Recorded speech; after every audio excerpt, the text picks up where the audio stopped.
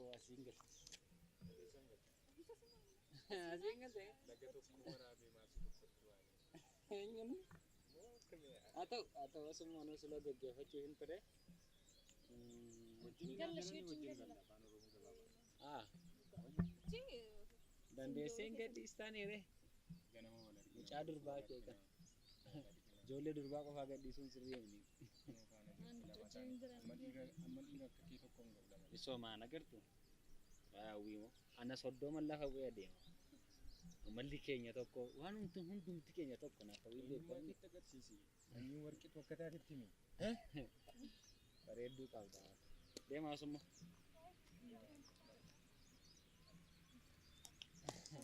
Maal isheen ammattee malee nan dubbistu jaalallee kee fakkaata. Si yaada tole? Siin bilbilaa?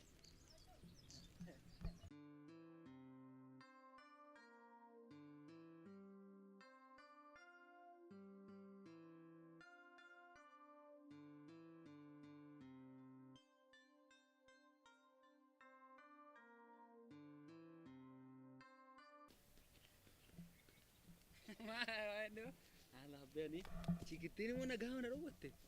Asa, akasin godadhu sirraan bareedu maal naan Bagana yaadachiiste silamoo sin salphisore inni ise arras dhaqxee dhiiga koo dhiiste dhufte miti ani akka kanaatti godhadhu hin jedhee mokka kanaatti godhadhu hin jedhe akka kanaatti godhadhu maal gootare hin mudata garuu dhiisnu maal ishee amma maal goota jetta maal jedha Oromoon gaafa mammaa ku beektaa mammaa kicha dagadhee roon ta'eyyuu si afuufuun si liqimsuuf yaa marqa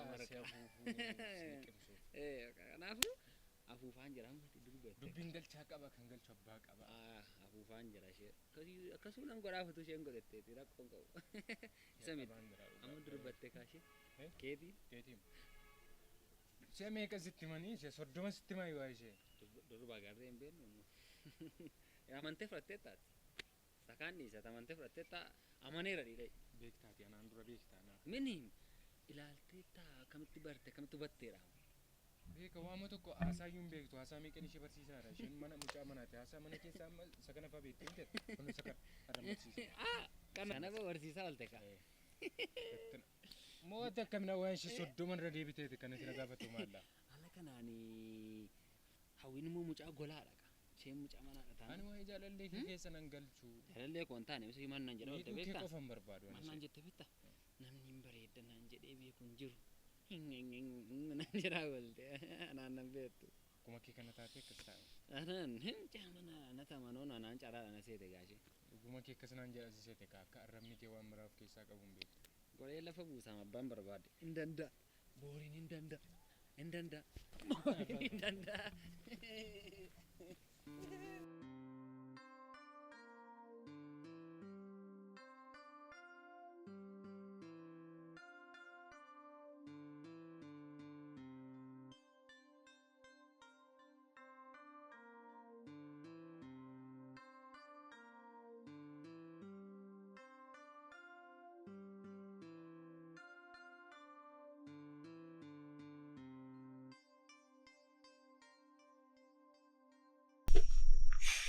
Nama yomitti nama hojjedha.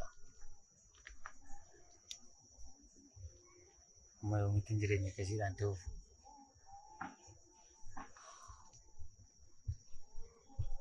balleessaa nama tokkodhaan maaliif nama meeqami?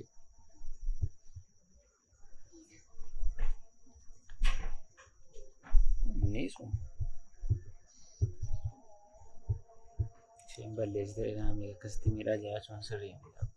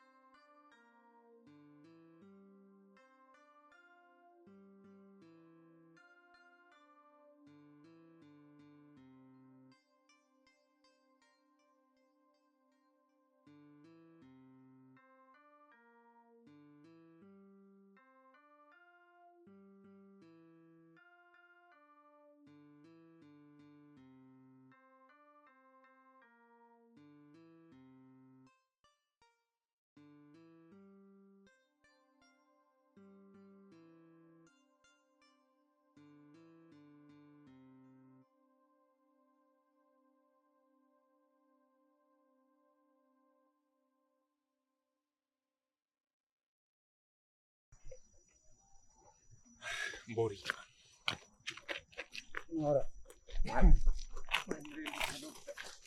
Maal asirra yoomuu akka riyyaa iddoo guddaatti nama waan ta'eef. Maal lafuu? Riyyaan moosiin qabu isa iddoo guddaa isaan iddoo guddaatti na. Ana kaayyoo kee duubatti deebisee maal lafuulli keenya? Gocha nama ammaatti godhe hundumti isaa. Sammuu keessaa adeemee sammuu na dhaqa. Gocha sana. Natti tolaan jiru bakka inni haaloo ijoollee shamarree taphataa ture hundumti isaa. Halkan hirriba malee na busheera. Baay'ee waan of ceephaa bule. Gochi kosirii akka hin taane hubadhe. Baay'ee natti toluu dide jireenyichi. Keessaa boon barbaade jireenya keessaas. Guyyoomsaa isa kana sinaman waan biraa waa yaaddee natti. Otoo jijjiiramta ta'e kalee sareen gadda gaafan uukuu jedhe sitti jijjiiramta. Isa kana dhiisiiti waan taate natti. Moo beekaa dubbii jijjiiruu fe'e. Namni yeroo isaatti jijjiirama malee uukuu namni ta'ee jijjiirama miti. Seegalame ta'e. Malee guyyaa jijjiiramaa geggeera. Nagee jireenyichi. Dhugaa rabbi. Foon harmee godhe. Dhugaa rabbi caalaa foon harmee.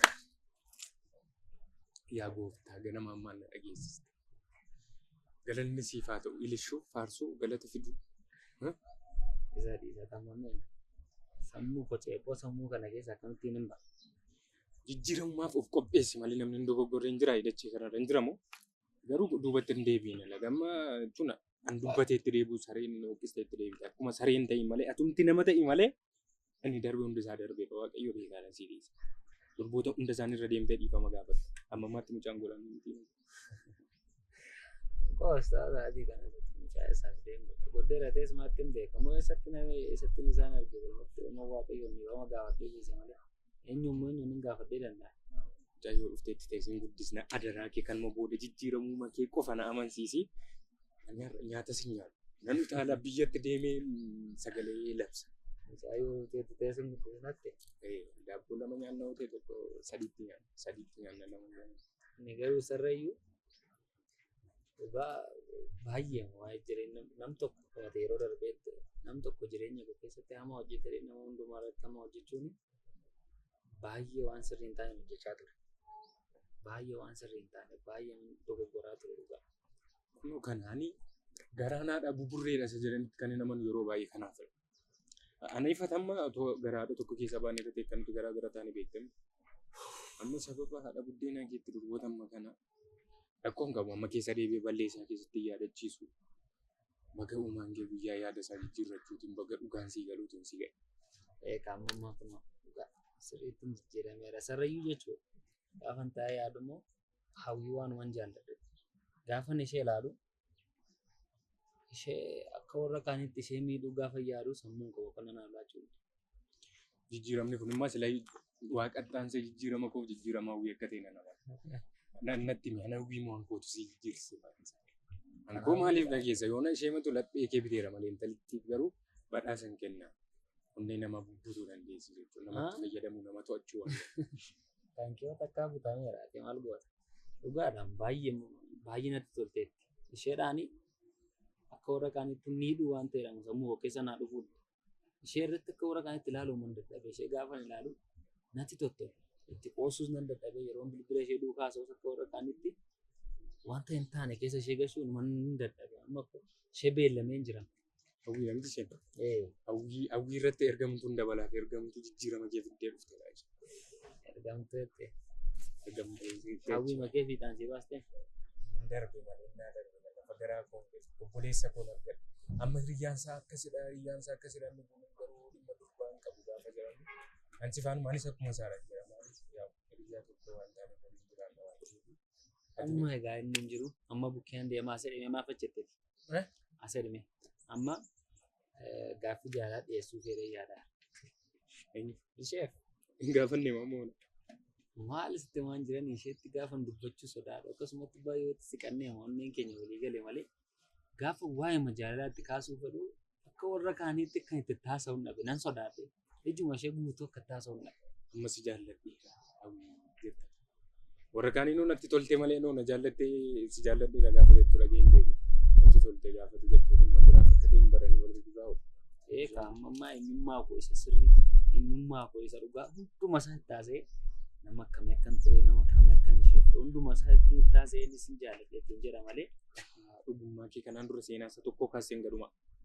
Sirriimatti na baruu qabdi malee akkamittiin ani ishees gowwoomsaa ishee duukaa jiraachuu sammuu uffannaa fi waan ta'e. Alaamni sunis jijjiirama waan guddaa iftoomnaan itti deemuun gaarii ta'e garuu bineensummaa kee kaleessatutti agarsiistee wayyataa. Sammuu amala shamarranii hin beeku. Takka qotta amala shamarranii beekuu dhiisuu keessatti kana si bara. Gaafa baay'ee sobamanii takka amattunnee isaanii keessaa si baasu. Soban jaalladhu. Isheen immoo waanuma na jaallattedha. Soba tokko narratti argattee naanuma waan ishee dhabu natti fakkaata. Ishee dhabuun moo hin barbaadu? Sallee waa'ee isaanii irratti illee atoo digirii lammaffaa hojjetteetta. Maaliin si gorsanii waa'ee isaanii? Ani waa'ee jijjiirama kee kana qofaatu gaarii ta'eni. Lamaan dhalan. Akka guyyaa dhaloota keetti sii kabajaa. Bakka itti deemtu hundi isaa siif haa milkaa'u. Gaarri dachee siif haa ta'u. Kanuma sitti immoo adeemsa waame. Achi mooraa keessatti taaseetti immoo namni dhagaa adeemsa sodaatee beeka. Kanaaf fedheeni amma deemeen itti madhaa akka isheen tola naa jirtu ofiin qaba. Mooraa keessatti namni na dhagaa seette kan agaa an tokko lamaan hin himaa tokko lamaan na maxxansa. Keekkeetu hojjechiisnes immoo natti tola. Waa'ee wiinaasee malee. Keekkeetu hojjechiisnes guyyaa jijjiirama boriifan. Jijjiirama booddee waan. Borii kaleessaa awwaallee gallee har'a borii isa borii faana jiraanna jedhee keekii sagantaan qopheessaa. Caafa. Anuma goosate amma jijjiirama booddee waan dhufu hin beeknu deemee taasaadheeni. Mee milkaa'inaan jedhe. Wanta ati yaadde tulluun gaarri dachee siif haa ta'u wanta ati yaadde hundi siif haa milkaa'u. Laphee makoo arge waan ati yaadde hunda siif haa ta'u. Leelee dheera. Osummoo dhufeensitti ma wanta ni rage. Akkam boonye gayyoo ishee siriddes. Maaleessa. Ay gooftaa. Obboleessa nama reeffa fuutee fayyaa goota. Walaloo mana rukuteen walaloo kana immoo maaluma godha. Ay gooftaa reeffa fuutee fayyaa goota. Si gargaaru gooftaan jaalalaa milkaa'i. Ay dachee. Ati gaafa barbaaddu gaafa ofii kee nama barbaadde nama jijjiirta. Maal dachee ati garuu maal nama jijjiirtaa isa dabaasaa isa gaarii isaa isa maalii isaas wal qixuma baata. Jijjiiramni achi dhufa. Namni taasiseef miti maal jedhee miti guyyaama tokko fuutee sammuu isaa keessaa. Ilmoo keetiin waraantee jijjiirta. Abbaa jijjiiramaa galanni siif haa ta'u. Obboleessa natti makate.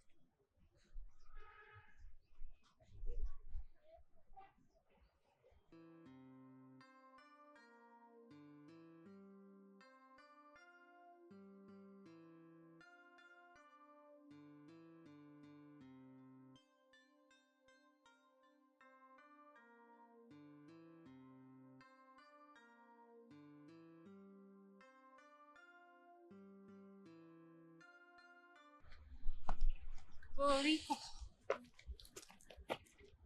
Zittak. Tamam. Nan ture miti? Ifama dhugaa hojiirran tureefdha. Rakkoon xoomaas ni. Fuula keen guriin ka dhiifama dhugaa lammatan guyyaa fadhu. Na adabshee barbaadde. Boori sin adabama lammatan guyyaa fadhu mati. Lakkaan asitti qabamee miti. Maal taatee dharee? Maqaa makoo beekta malee eenyummaa fi sirriin beektu mitiire. Booriin nama taphatudha. Nama wajjin walii galudha. Nama namatti tolu. Booriin kana miti moo? Malee eenyummaa gosa kaan hin beektu mitiire. Har'ammoo eenyummaa gosatti immoo fedheensi si barbaada. Kamidha beektaa'u. Ani sa'aatii ammaa kanatti haadhas abbaas hin qabu. Obboleessas hin qabu. Obboleettiis hin qabu. Nama ani naannoo koodhaa qabu carraa qofa. Isayyuu carraa hojii ta'etti nu fide carraa jireenyaa. Jireenyi immoo eenyu wajjin akka ishee wal si barsiistu hin beektu mitiire. Ani haadha buddeenii koo na guddise. Harmeen koo da'umsa irratti kan isheen boqotte. Abbaan koo haadha buddeenii fuudhee akka isheen na guddistuu fi wajjin jiraannaa turre sadii taane. Daa'ima ta'ee jechuudha waggaa 8 ture. Achi keessatti haati buddeenii koo sun abbaa koo irratti yeroo baay'ee dhiirota adda addaa wajjin ciisti mana keenya keessatti. Waan sana ilaalaan guddate. ergasii immoo abbaan koosii erga dhugaa sana bareetii ishee wajjin wal lolanii wal dhiisan. Ergasiis abbaan koo dhugaa sana hundumaa baree haadha buddeenii koo wajjin wal lolanii wal dhiisan. Adda ba'anii aniif abbaan koo qofaa keenya jiraachuu jalqabe. Innis sana booddee hamilee ittiin dubartii biraa fuudhuun dhabe. Kana booddee yeroo ani waggaan koo 15 ta'u egaa gara isa nafamneetti deeme abbaan koos na dhiisee boqote. Waggaa 15 kaasee qofaa koo jiraachuutti hin ka'e. Qofaa koo jireenya dhiibuutti hin ka'e. Qofaa koo jireenya jalqabe.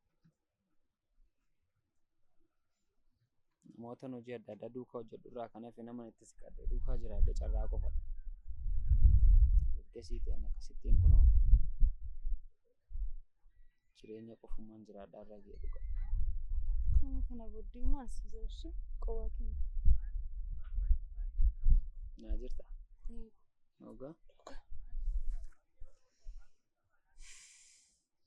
Kana qofa miti ma'u. Wantan sitti himuu barbaadu kana qofa miti. Ergan haadha buddeenii koo sana akkasitti yeroo isheen abbaa koo irratti daba sana hojjettuutiti erga wanta sana ilaalaa guddadheetiti ijoollee shamarranii jibbuutti hin ka'e. Ijoollee shamarranii diina koo godhachuutti hin ka'e. Haaloon qabadha ijoollee shamarranii irraa. Gaarii waan ta'edha hundumaa hojjechuun na jibbisiise. Ijoollee shamarranii hundumaa gaafa na dhugaadha buddeenii koo fakkaatanii natti argamu. Ijoollee shamarranii baay'ee boosiseera. Ijoollee shamarranii baay'ee itti taphadheera. Akkatti jireenya gosa dhugaa isaa bartuu fedhan jireenya gosa sirrii isaa hundumaa isaa sitti haasaa akkatti na baqattuuf miti. Ijoollee shamarraniitti taphadheera. Ijoollee shamarranii baay'ee itti qooseera. Sin jaalladha. Natti tolta jedheetti sissiqadhee baay'ee maaliif hojjettee na gaafatte an dhugaadha qofumaatti hin guddadhe. Carraa yeroo hundumaa na gorsa ture akka nama lakkoo kana dhiisuuf. Ergan si baree garuu amala kanaan itti fufuu hin dandeenye. Akka ijoollee warra shamarranii kaanitti si ilaaluu hin barbaanne. Gaafan si ilaalu akkan dogoggoraa ture hin bare. Gaafan si baruu akkan dogoggoraa jirus nan bare. Jireenya koo kana keessaatii ba'uu hin barbaade. Na dhageessa miti. Sababii keetti jijjiirameera.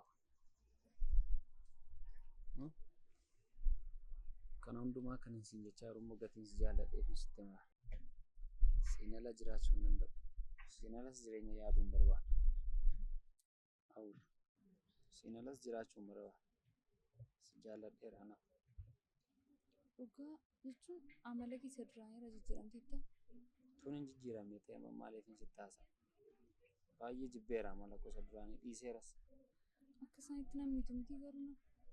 Maal akkamitti? Silaati maaliif hin sitti haasaa? Jireenya koo hundumaa isaa sitti himeera. Eenyummaa gosa dhugaa isaa sitti haaseera. Yoo na jaallatte ta'e eenyummaa gosa dhugaa isaa wajjin na jaalladhu jedhe. Baay'ee si jaalladha. Dhugaa?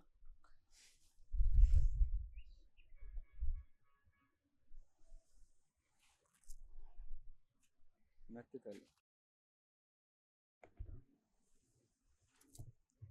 Ijoollummaa keetti tapha taphattiin beektu fakkaata. Tapha jaallattu keessaa tokko godhanii. Tolee garuu taphataan guddaan illee Soo beektu keessaa tokko. aleebuun. Jaallataa?